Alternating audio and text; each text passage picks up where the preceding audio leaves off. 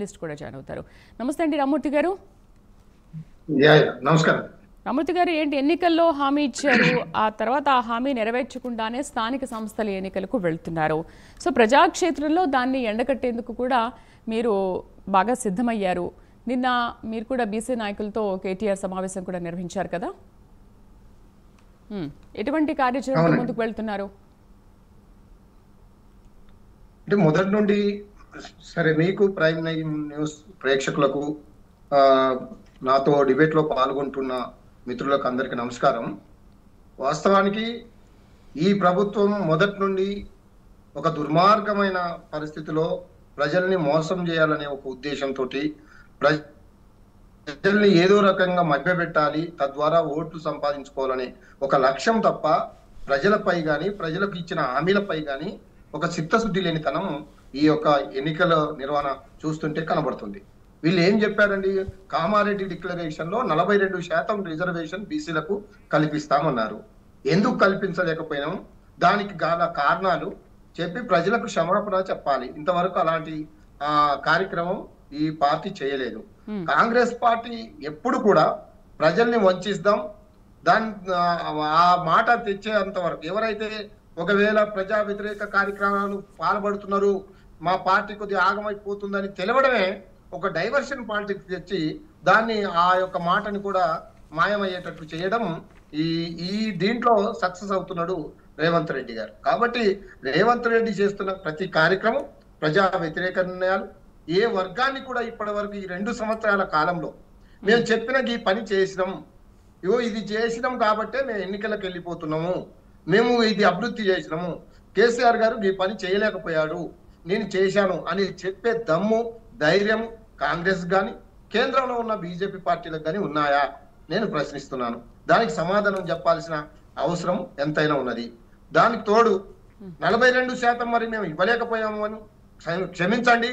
ఇంతకుముందు BRS party చెప్పింది, మేము వినలేదు, అయినా తొందరపడి మేము ఏదో చేయాలని చూసినాం, కానీ అది సాధ్యం కాలేదు, దానికి మమ్మల్ని క్షమించండి అని చెప్పలేదు. పార్టీ పరంగా ఇస్తామని చెప్పారు. పార్టీ పరంగా బీఆర్ఎస్ ముఖ్యంగా సర్పంచ్ ఎన్నికల్లో పార్టీ పరంగా ఎవరికి ఇస్తావు? 42% పార్టీ పరంగా ఇస్తా అన్నావు. నేను మొన్న కూడా నిన్నటి డిబేట్ లో, నిన్నటి ప్రెస్ మీట్ లో కూడా మాట్లాడడం జరిగింది.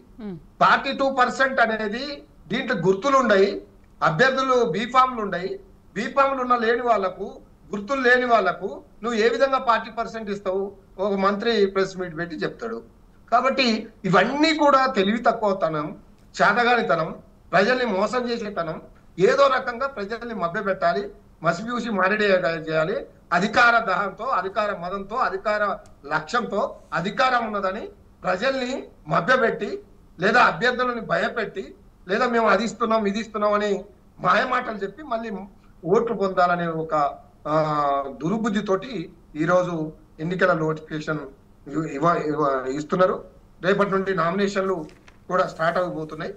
కాబట్టి దీంట్లో ప్రజలకు ఇప్పుడు మా ద్వారా బీఆర్ఎస్ పార్టీ నిక్కచ్చిగా ఈ 2 సంవత్సరాలు ప్రతిపక్షంలో ఉన్నాం. ప్రతి అంశం మీద రేవంత్ రెడ్డిని నిద్రపోనియలేదు, ప్రతి అంశాన్ని అడుగుతున్నాం. అది పల్లెలకు పోతే రేపు సర్పంచ్ ఎన్నికలకు పోతున్నారు, అడగాలి, ప్రజలు అడగాలి, అక్కడ ఉన్న అభ్యర్థులు కూడా అడగాలి, పార్టీలు కూడా నిలదీయాలి ఎవరిని ఇది ఈ అధికారంలో ఉన్నది. ఇప్పటి వరకు కనీసం ట్రాక్టర్లో డీజిల్ పోసుకోవడానికి కూడా పైసలు లేని పరిస్థితిలో ఉంది.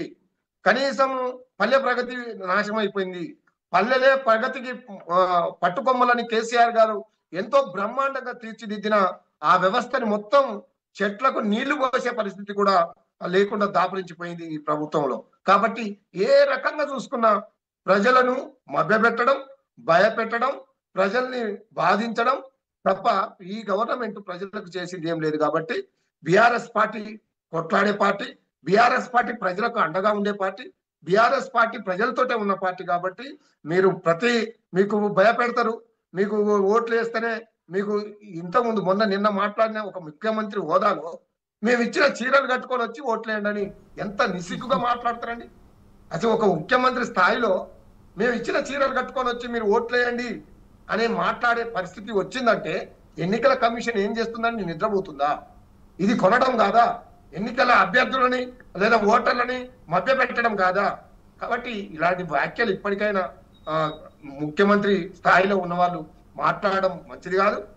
ఇది ప్రజాస్వామ్యానికి గొడ్డలు పెట్టు లాంటిది. కాబట్టి ఇలాంటి నిర్ణయాలు తీసుకోకుండా ఎన్నికల కమిషన్ కూడా చర్యలు తీసుకోవాలని బీఆర్ఎస్ పార్టీ నుండి మేము డిమాండ్ చేస్తున్నాం. అలాగే ఎన్నికల్లో 42 ఇంతకుముందు బీఆర్ఎస్ పార్టీ ఎన్నికలలో దాదాపు 52%, ఒక్కొక్క దగ్గర 60% బీసీలకు రిజర్వేషన్ చేసింది. ఇప్పుడు ఏమైంది? 42% అనేది పోనీయండి, బీఆర్ఎస్ పార్టీ ఇచ్చినవి పోనీయండి. మీరు ఇప్పుడు కనీసం 26% కూడా మీరు మొత్తం స్థానిక ఏదైతే సర్పంచ్ ఎన్నికల్లో 26% దాటలేదు. దీనికి మీరు ఏం సమాధానం చెప్తారు? అంటే ఏంటి రామూర్తి గారు 26% ప్రకటించాలి, రామూర్తి గారు అట్లీస్ట్ 26% ప్రకటించాలని కోరుకుంటున్నారా? లేదు, ఇప్పుడు 42% అనేది సాధ్యం కాదు, ఈ ఎన్నికల తర్వాత ఏదైనా అవుతుంది. అట్లీస్ట్ మీరు 26% కోరుకుంటున్నారా? కోరుకుంటే ఒకవేళ కనుక అది ఇస్తే మీకు ఓకేనా? నేనేమంటున్నా, 25 ఇప్పుడు ప్రకటించిన దాన్ని చూస్తే బీసీలని ఎంత దగా చేసిండు అని చెప్తున్నాను. మేము దాన్ని ఒప్పుకోవడం లేదు. మీరు అన్నదాన్ని మీరు కనీసం 42% రాకుండా కనీసం 40% అన్న 25, 35, 45% లోపన్న రావాలి కదా. ఇంత ముందు దానికంటే మొత్తం తగ్గి, అదే ఎస్సీలది తగ్గింది, ఎస్టీలది తగ్గింది, బీసీలది తగ్గింది. మొత్తం ఒక వర్గానికి మాత్రమే ఎక్కువగా సీట్లు వచ్చేటట్టు ఈ రోజు నోటిఫికేషన్ లో కనబడ్డది. కాబట్టి దీన్ని దుర్మార్గంగా దీన్ని తీవ్రంగా ఖండిస్తున్నాం. బీసీ సంఘాలు కూడా దీని మీద పోరాటం చేయాల్సిన అవసరం ఉన్నదని ఇప్పుడు నా దగ్గర మొత్తం దానికి సంబంధించిన ఏ జిల్లాలో ఎన్ని ఉంటే ఎన్ని కేటాయించిన అనేది మొత్తం కూడా నా దగ్గర లిస్ట్ ఉన్నది. కాబట్టి వీళ్ళ యొక్క దుర్మార్గానికి బీసీలు ఏ విధంగా మోసపోతున్నారు, బీసీలు ఏదా దగా పడబోతున్నారు. కాబట్టి రేవంత్ రెడ్డి యొక్క దుర్మార్గపు చర్యల్ని ఖండించాలని నేను ఈ ద్వారా ఈ రాష్ట్ర ప్రజలకు ముఖ్యంగా బీసీలకు విజ్ఞప్తి చేస్తున్నాను. మీకు ఉన్నది ఏకైక ఆయుధం ఓటు అనే ఆయుధం. ఈ ఓటు అనే ఆయుధంతో ఈ యొక్క కాంగ్రెస్ పార్టీని మట్టి గర్పించాలని ఈ సందర్భంగా మీకు మీ ద్వారా ప్రజలకు పిలుపునిస్తున్నాం. కాబట్టి బీఆర్ఎస్ ఆ రోజైనా ఈ రోజైనా ఏ రోజైనా ప్రజల పక్షాన్ని నిలబడుతుంది. మీ పక్షాన నిలబడి కొట్లాడే పార్టీ కాబట్టి మాకు మద్దతు పలకండి. ప్రతి ఓటర్ని కానీ ప్రతి గ్రామ పంచాయతీలో మీరు బెదిరించి ఏదో ఏకగ్రీవం చేసి మొత్తం మా వాళ్ళు గెలిచారు, మేము కాంగ్రెస్ పార్టీ మేము అధికారంలో ఉన్నది కాబట్టి మా యొక్క పాలన చూసి గెలిచిండ్రు అని ఒక మాట చెప్పే పరిస్థితి ఉన్నది. కాబట్టి మీ ఉన్న పథకాలన్నీ అమలు కావాలంటే వాళ్ళు చెప్పిన 420 అబద్ధ పథకాలు 6 గ్యారంటీలు అమలు కావాలంటే ఖచ్చితంగా కర్రు గాల్చి కాంగ్రెస్ పార్టీకి వాత పెట్టాల్సిన అవసరం ఉన్నది.